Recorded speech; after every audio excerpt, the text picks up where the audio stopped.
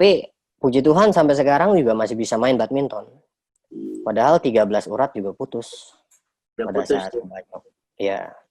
Oh bisa sambung lagi ya, mukjizat dong itu ya. Mari kita duduk dan berkumpul di sini, hilangkan duka lara dan beban di hati, mendengarkan renungan yang menginspirasi. Pojok Iman. Saudara-saudara terkasih, salam sehat, penuh kerahiman Tuhan, salam katekese. Hari ini dalam Pojok Iman kita punya sesuatu yang spesial. Jadi wawancaranya ini agak jarak jauh. Dan kita akan ketemu nanti bincang-bincang dengan Bang Alvin atau Mas Alvin. Nanti kita lihat saja dia kenalan sendiri, namanya siapa, lengkapannya dari paroki mana. Kita ini mau bincang-bincang tentang pengalaman sebagai Master of Story. Siapa tahu Alvin dari pergumulan hidup punya kisah-kisah kehidupan yang bisa dibagi-bagi, lalu bisa memperkaya dan meneguhkan kita yang melihat dari kesaksian itu. Maka inilah Pojok Iman, Master of Story. Kita langsung saja temu dengan Alvin. Silahkan kau perkenalkan diri, apa kabarnya kira-kira? Halo Modi, kabar baik sekali malam ini. Di sini udah cukup malam ya, jam 10 ya. Kalau di sana Jam berapa? 10 ya? Jam 10 malam, Mo. Di sini 19.17. Jadi 19.17, 3 jam. Ya, 3 jam lebih awal. ya. Nama saya Alvin. Biasa dipanggil Alvin, nama lengkapnya Andreas Gregorius Alvin. Saya dari paroki Santo Gabriel Pulau Gebang dan masih tercatat sampai sekarang juga, Mo. Ya, sekarang ini saya udah tinggal di Sydney dari 2009 ya sampai saat ini. 2009. Kuliah dan sekarang sudah lengkap keluarga, anak 2. Anak Ya. laki? Istri 1.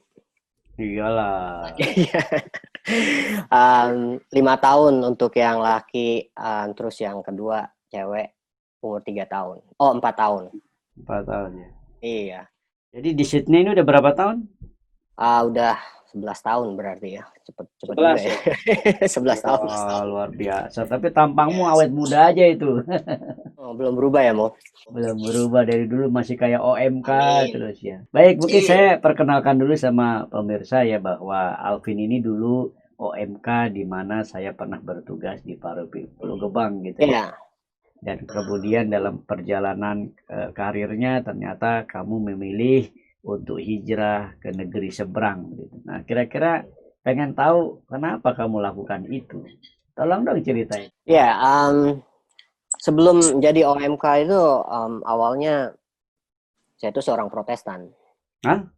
Jadi seorang Protestan, Kristen Umur Protestan. berapa?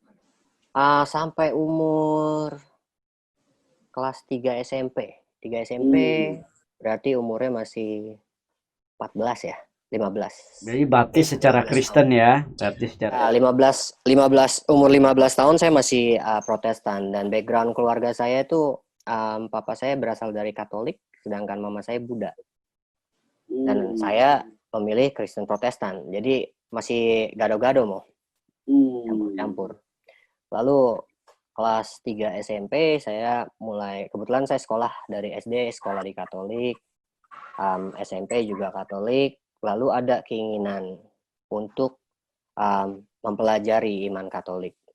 Jadi setelah usia 15 tahun, saya coba belajar agama untuk pembaptisan, dan kurang lebih ya 1 tahun untuk belajarnya. Itu di Santo Yoakim, Paroki Santa Ana. Itu kamu sendiri? Iya, saya sendiri. Oh, sama adik saya. Berdua. Kebetulan adik kakak saya semua Protestan. Tahu nggak kenapa kamu milih Katolik? Ya, karena dari pertama dari pengalaman selama sekolah di sekolah Katolik, banyak banget tuh dari romo-romo sering mengadakan misa, terus jalan salib, Jadi ada suatu keinginan pengen tahu apa sih yang mereka jalani pada saat kita ada ruang doa di sekolah saya itu. Jadi sering ngintip-ngintip, oh, ngapain sih jalan salib terus pada berlutut. Jadi apalagi keinginan terbesar tuh pada saat mereka pada nyambut komuni. Jadi ingin tahu apa itu komuni, dan ya namanya waktu itu masih SMP, jadi ya nggak tahu gitu apa itu komuni, terus yang dimakan tuh apanya, terus fungsinya apa, lalu ibadahnya seperti apa gitu. Jadi adalah keinginan untuk memperdalam lewat pembelajaran iman Katolik. Akhirnya kamu belajar ya? Akhirnya belajar. Nah, di situ pertama kali saya belajar, saya sempat mundur. Karena waktu itu pas banget bentur sama ujian sekolah ya. Pas kelas 3 SMP. Tapi di tahun berikutnya saya benar-benar memperdalam. Selama 1 tahun saya belajar, sampai akhirnya dibaptis. Terus 3 bulan kemudian saya belajar krisma, sampai dibaptis juga. Tapi setelah itu malah jauh dari gereja Katolik. Jadi soalnya apa itu? Kamu kan pengen deket dengan Katolik, kamu pengen deket dengan Tuhan Yesus. Begitu dibaptis, diterima semuanya malah jauh dari Tuhan. Gimana sih? Iya, saya sempat menjauh. Pertama itu waktu itu tuh pas banget dari pergaulan ya. Saya waktu itu masuk STM secara nggak sengaja. Jadi emang ada keinginan untuk masuk SMA negeri, ternyata dengan NEM yang pas-pasan, terus ya akhirnya cadangan sampai akhirnya nggak diterima. 1 hari sebelum sekolah saya masuk STM. Dan masuk STM juga karena diajak teman gitu. Udah masuk STM aja gitu. Masuk STM, oh ya jurusan apa? Oh nggak tahu jurusan apa gitu kan. Terus tahu, ya udah akhirnya daftar. Saya ambil mesin. Nah dari situ pergaulan saya semakin kacau. Dan di samping itu juga karena pergaulan ya. Pergaulan juga, di samping itu juga keluarga saya itu tahun 98 tuh sempat hancur. Hancur dalam arti usaha papa saya juga ambruk. Walaupun udah berusaha, jadi ada satu depresi yang kalau dikatakan tuh kesel juga ya. Dia bilang kesel kenapa sampai Tuhan kok memperlakukan ini gitu ke keluarga, sampai akhirnya saya sadar juga gitu. Akhirnya dari pergaulan saya sempat menjauh dari Tuhan, benar-benar nggak pernah ke gereja, dan bahkan setiap ada undangan mudika pun juga saya selalu menghindar. Seringkali dari teman-teman mudika tuh setiap Natalan, Paskah mereka selalu keliling ke rumah-rumah.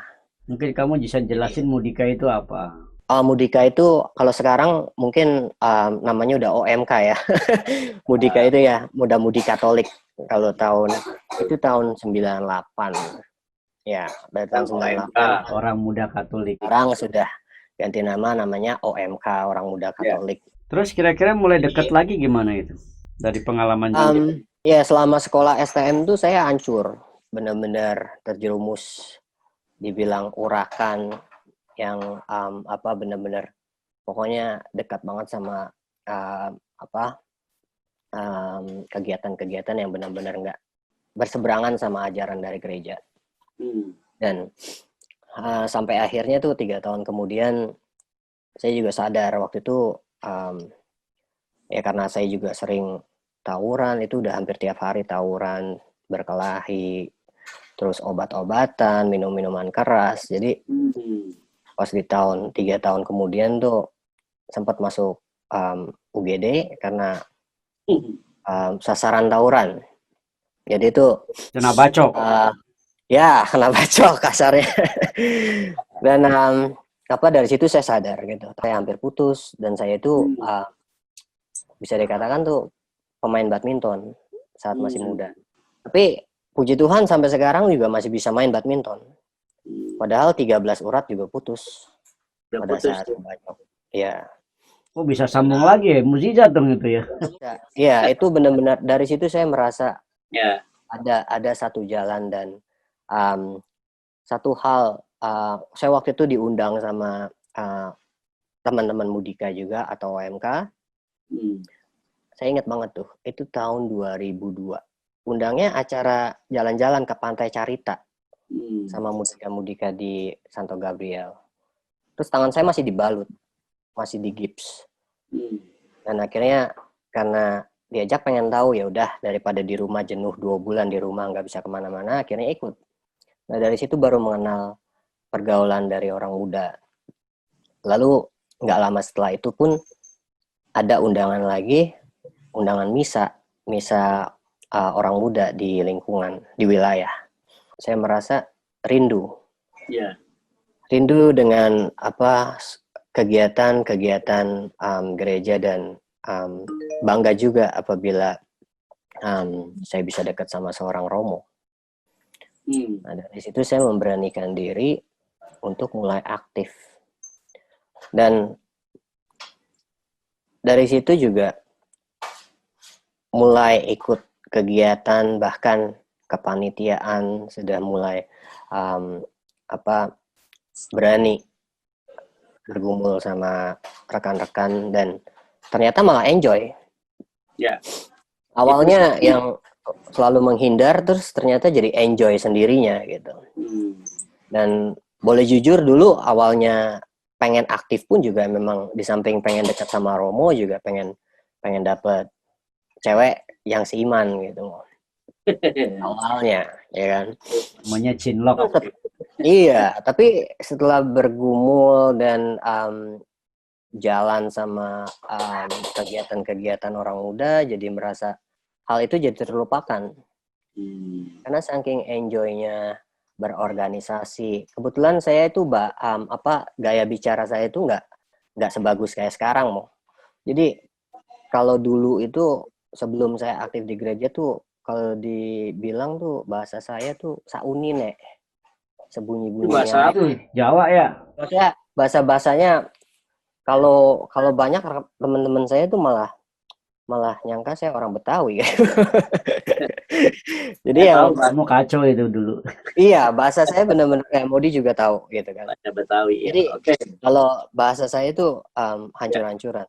Tapi titik baliknya di mana, Vin? Supaya kita juga tahu ya. Kita kan nggak mungkin menceritakan banyak hal, tapi kita ambil sesuatu yang mengesan aja, yang unik, ya kan? Yang membuat kenapa akhirnya kamu bisa deket dengan gereja lagi setelah meninggalkan pengalaman-pengalaman yang lama yang membuat kamu jauh dari Tuhan. Satu ya. Dan nanti kamu ceritain dikit dong kenapa kamu juga akhirnya mengalami hijrah di Sydney ini. Lalu apa yang menarik di sana? Itu aja saya kira. Di tahun 2008 kebetulan saya kerja, lumayan ada biaya tambahan, akhirnya saya kuliah, ambil kelas karyawan. Di situ niatnya cuman saya pengen jadi sarjana. Jadi di keluarga saya ada seorang sarjana. Itu niat saya. Bahkan kedua orang tua pun mereka juga nggak tahu kalau saya itu ternyata daftar kuliah di Jakarta. Kuliah ya. Ya, akhirnya udah mulai kuliah sampai ada satu kesempatan untuk ditawarin kuliah di Sydney sama tante saya. Dan saya pikir kenapa enggak gitu. Kalau misalkan saya ingin maju dan benar-benar menjadikan impian saya, di mana saya ingin salah satu dari keluarga saya itu ada yang bergelar sarjana. Sampai akhirnya saya berangkat, ya akhirnya ke sini, Mo. Jadi udah sarjana dulu ya di Indonesia?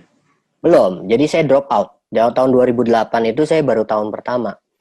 Terus pas ada tawaran saya mengundurkan diri. Ya. Jadi cuma selesai tahun pertama. Seperti itu. Jadi nggak lanjut tuh ya? Nggak, akhirnya nggak lanjut. Langsung fokus Sekarang, untuk mempersiapkan diri berangkat ke Sydney. Ya, setelah lulus kuliah tahun 2012, saya banting setir jadi sebenarnya belum qualified sebagai seorang chef, karena saya belum pernah sekolah selama di Sydney. Jadi karena berdasarkan pengalaman kerja dari pertama kali kerja di sini pun sebagai awalnya dari tukang cuci piring, Modi. Dari tukang cuci piring bahkan. Ya, jadi dari tukang cuci piring ingin berkembang, pengen tahu gimana sih belajar ini, bikin ini. Jadi saya seorang yang bisa dikatakan tuh haus. atau lapar gitu. Jadi pengen segala sesuatunya tuh saya makan, saya minum. Jadi sewaktu-waktu saya bisa menyediakan makanan itu gitu. Jadi ya berbekal pengalaman kerja, akhirnya saya berapa kali pindah ke restoran dan ada satu dukungan yang sangat kuat. Kenapa saya pengen survive di sini? Ya pertama, ya di saat papa saya meninggal tuh tahun 2010, ya papa sempat nitipin pesan ke mama. Pesannya cuma satu. Cuman saya aja yang bisa dijadikan andalan keluarga. Kamu berapa bersaudara ya? Saya 5 bersaudara, Mo. 5 bersaudara. Ya, 5 bersaudara. Dan ya dari pesan itu yang membuat saya semakin kuat untuk jalanin. Maksudnya kerja apapun itu juga harus dilakuin. Dan sampai sini pun saya juga benar-benar nggak jauh dari Tuhan. Puji Tuhannya seperti itu. Jadi sampai di Sydney itu yang pertama saya cari itu gereja. Wow. Gereja Katolik.